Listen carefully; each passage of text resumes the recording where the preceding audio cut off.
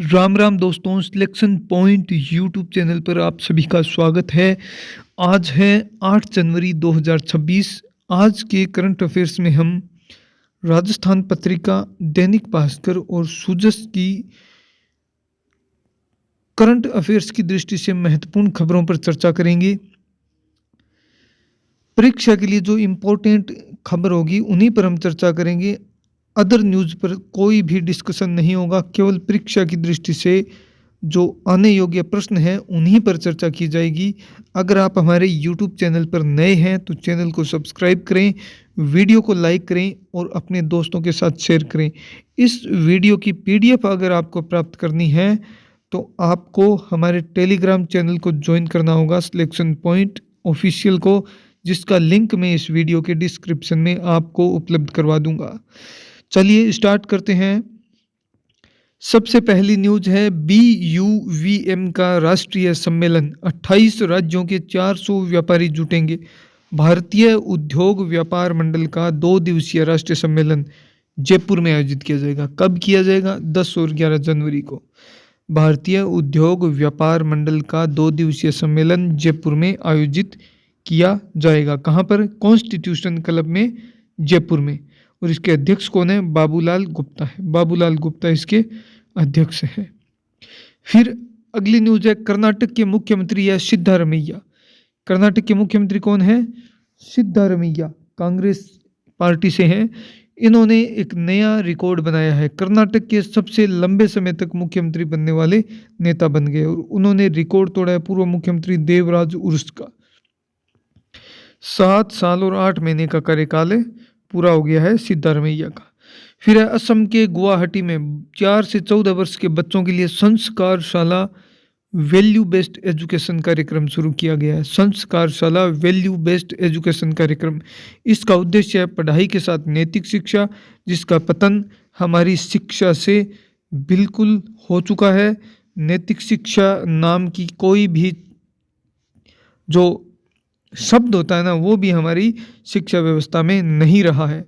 तो बहुत ही चिंता का विषय है ये हमारी संस्कृति और हमारे नैतिक मूल्यों की दृष्टिकोण से।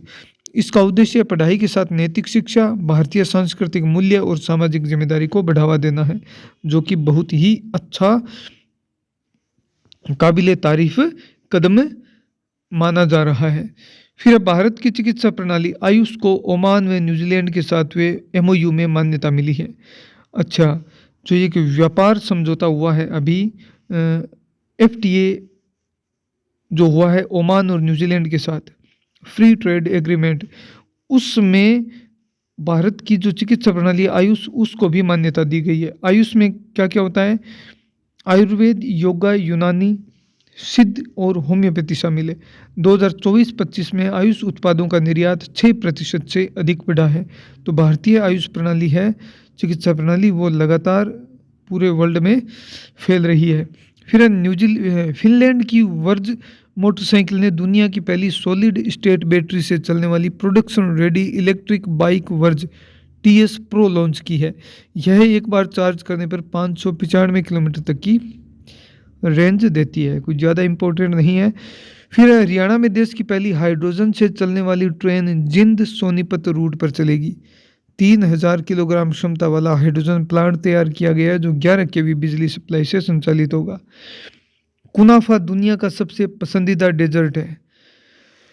टेस्ट एटलस ने दुनिया की 100 बेस्ट डेजर्ट्स टू टेस्ट की सूची जारी की है। इसमें सबसे पसंदीदा डेजर्ट है तुर्की का अंताक्या कुनेफेसी, जिसे कुनाफा भी कहा जाता है। तो सबसे पसंदीदा डेजर्ट कौन सा है? तुर्की का अंताक्या कुनेफेसी, कुनाफा।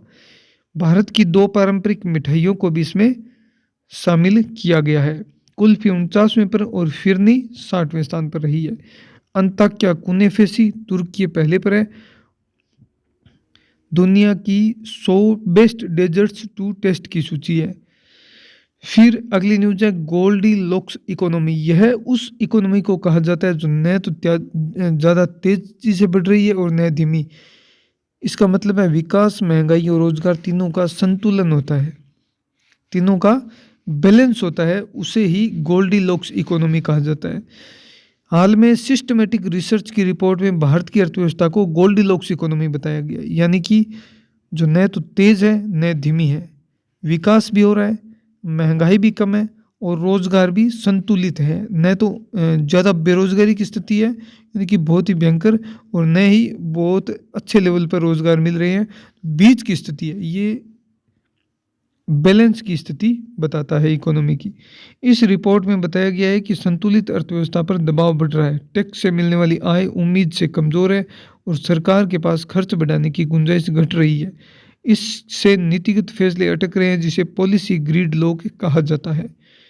फिर जनगणना का पहला चरण 1 अप्रैल से और मकान गिने जाएंगे। 2027 की जनगणना है, 2021-22 में होनी थी, वो 2027 में होगी। 1 अप्रैल से शुरू होगा जो 30 सितंबर तक चलेगा। इसमें घरों की, परिवारों की व्यवस्थित सूची तैयार की जाएगी। तो ये जनगणना है, ये 2 चरणों में होगी कुल। आज से सोमनाथ स्वाभिमान पर्व 11 को प्रधानमंत्री पहुंचेंगे। सोमनाथ जी मंदिर पर हमले की 1000वीं बरसी के मौके पर 8 से 10 जनवरी तक सोमनाथ जी स्वाभिमान पर्व मनाया जाएगा। 1026 ईस्वी में हमला हुआ था। सोमनाथ महादेव जी के दर्शन करने सोमनाथ पहुंचेंगे नरेंद्र मोदी प्रधानमंत्री। तो 1000वीं बरसी पर हो रहा है सोमनाथ स्वाभिमान पर्व, 8 से 10 जनवरी तक आज से शुरू है। फिर सुजस बुलेटिन पर चर्चा करते हैं। वीबी जी राम जी, नरेगा का जो नया नाम है, उससे 100 से 125 दिन हो गए हैं रोजगार के दिन। विकसित भारत, वीबी का मतलब है विकसित भारत। फिर है रोजगार एवं ग्रामीण आजीविका मिशन ग्रामीण गारंटी अधिनियम, वीबी जी राम जी। ये जो पुराना मनरेगा जो योजना चल रही थी, उसमें थोड़े परिवर्तन करके और उसे और अधिक मजबूत बनाकर इसका नाम चेंज किया गया है। इसमें मुख्यमंत्री जी ने बताया है कि इससे क्या क्या लाभ होंगे और क्या क्या इसमें चेंज किए गए हैं। 100 दिनों से 125 दिन कर दिया गया है। पहले 90-10 का होता था अनुपात केंद्र और राज्य का, अब 60-40 का कर दिया गया है। और राज्यों को कुल 17,000 करोड़ रुपए तक अतिरिक्त आवंटन भी इसमें मिलने की उम्मीद है। प्रशासनिक व्यय को भी बढ़ाया गया है।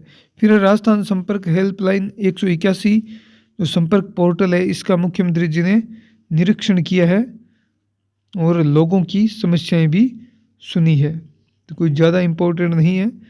मुख्यमंत्री भजनलाल जी शर्मा है, विधानसभा अध्यक्ष वासुदेव देवनानी है, मुख्य सचिव श्री वी श्रीनिवासन है और राज्यपाल श्री हरिभाऊ बागड़े है। फिर विशेष योग्य जनों के कृत्रिम अंग उपकरणों को और अधिक सुविधाजनक बनाने के लिए शोध किया जा रहा है।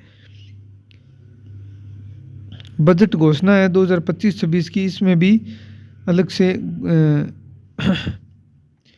कुछ घोषणाएं की गई थी विशेष योग्य जनों के लिए, इसके बारे में भी मुख्यमंत्री जी ने बताया है। ग्लोबल राजस्थान एग्रीटेक मीट 2026, किसानों की आमदनी में वृद्धि से आर्थिक स्थिति मजबूत होगी। तो ये कहाँ पर हुआ? ये हुआ था Rajasthan global agritech meet 2026 JECC Sitapura Jaipur में हुआ था। फिर अगली न्यूज है और अंतिम पेज है। मुख्यमंत्री की केंद्रीय सड़क परिवहन एवं राजमार्ग मंत्री से मुलाकात हुई है। कौन है? श्री नितिन गडकरी। जयपुर की उत्तरी रिंग रोड, जयपुर से अमृतसर और जामनगर कॉरिडोर के क्रियान्वयन पर भी गहन चर्चा की गई है। केंद्रीय पर्यावरण वन एवं जलवायु परिवर्तन मंत्री कौन है? श्री भूपेंद्र यादव है।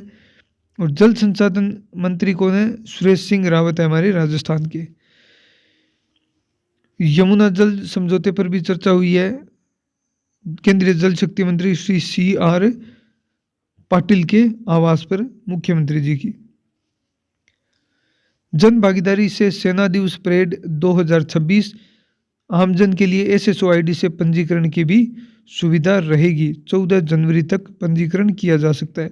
देश में पहली बार सैन्य छावनी के बाहर जयपुर में 78वां सेना दिवस परेड का कार्यक्रम किया जाएगा। भारतीय सेना शौर्य एवं बलिदान की परंपरा, ये पोस्टर देख सकते हो आप। पहली बार हो रहा है 78वां सेना दिवस 15 जनवरी 2026 को। देश में पहली बार सैन्य छावनी के बाहर हो रहा है ये प्रोग्राम। सक्षम जयपुर अभियान बस्सी में नारी चौपाल महिला सशक्तिकरण का सशक्त मंच बना है। नारी चौपाल सक्षम जयपुर अभियान के अंतर्गत नारी चौपाल कार्यक्रम आयोजित किया जा रहा है। तो ये आज की कुल न्यूज़ थी।